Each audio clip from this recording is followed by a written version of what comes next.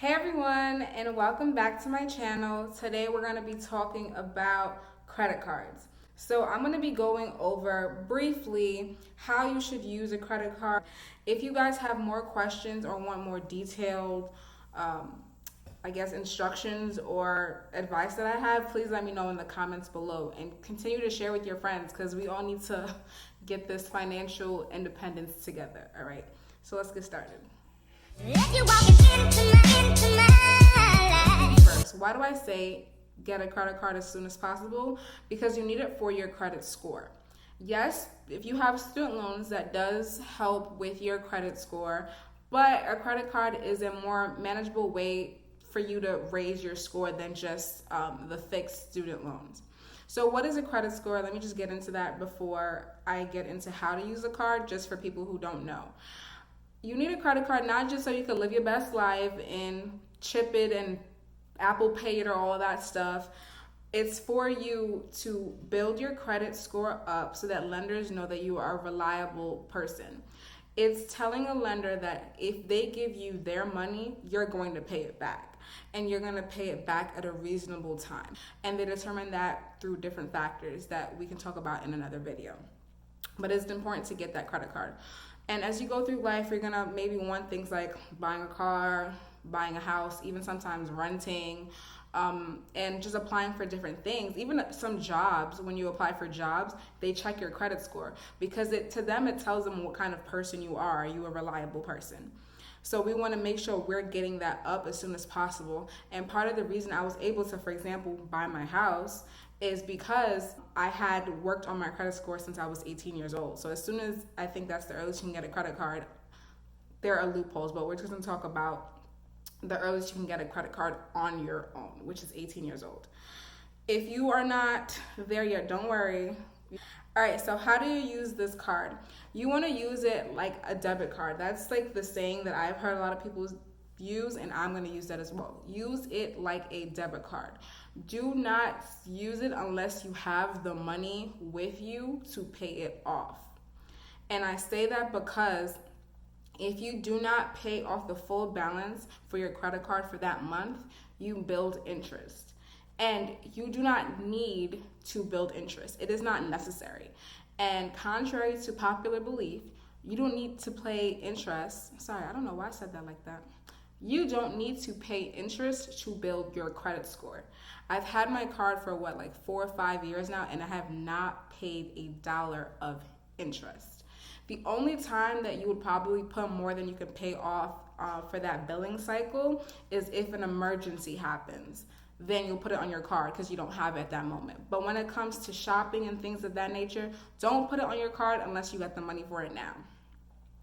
The next thing that we're going to talk about with the credit cards is using it for your bills. So I like to do this because I have cashback cards, and I recommend anyone who has a credit card to get a cashback card. Why not? Get more money on your money. And I use this for if you're going to buy gas, if you're going to buy groceries, and just little everyday things that you normally do that you would use your debit card or cash for. If you use a cashback card, you can get whether 1%, 2%, whatever the percentage for that card is, back at the end of the month. And yes, at the time it may be only a few cents or $1 here, $1 there, but if you leave that money, let it grow and gather, you could have a few $100s. I know I've used cash back from my cards to pay for vacations, to pay off bills, to buy gifts for people. There are many things that you could do with cash back. It's like, if I'm already spending the money, might as well get more money from it as well. When I say bills, I mean, for example, your cell phone bill. Every month you're paying that off, your cable bill, internet, your Apple Music, things of that nature. Put that on your card. If you use a cashback card, which is what I'm highly recommending, use the best card for that purchase. So you don't only need to use one card for everything. You can, which is completely okay.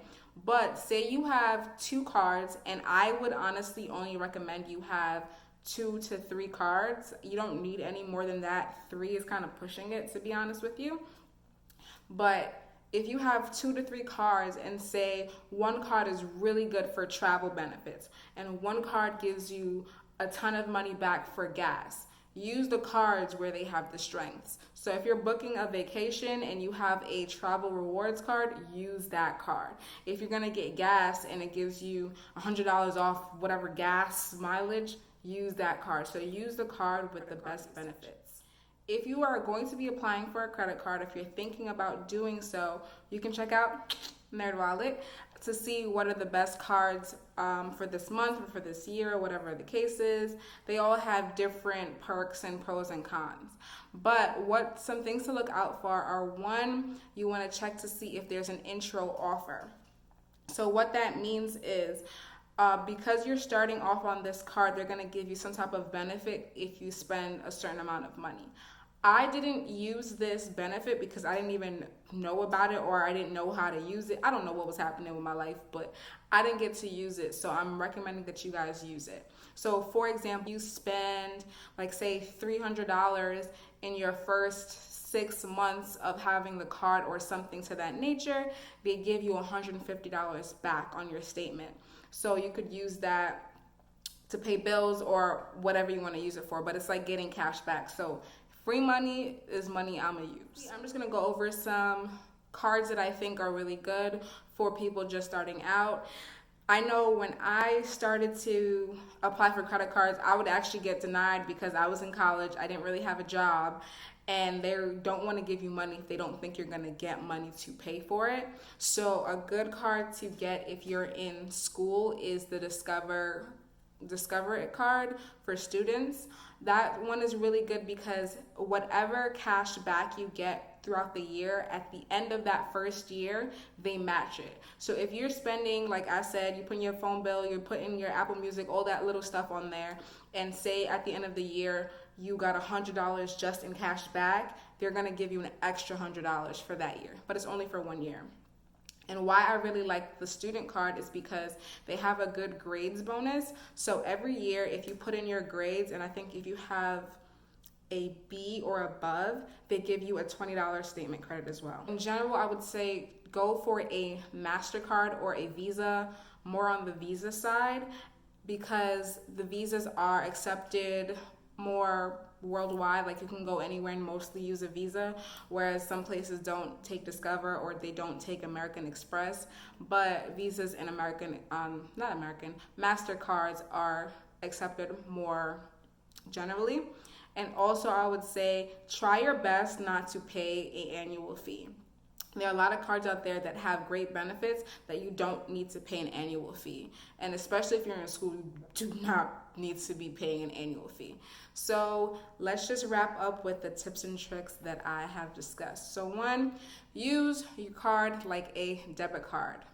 2, pay off your balance every month and avoid paying interest. You do not need to pay interest.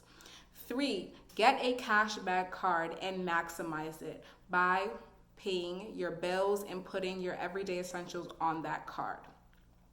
And 4, get a Visa or a MasterCard with no annual fee.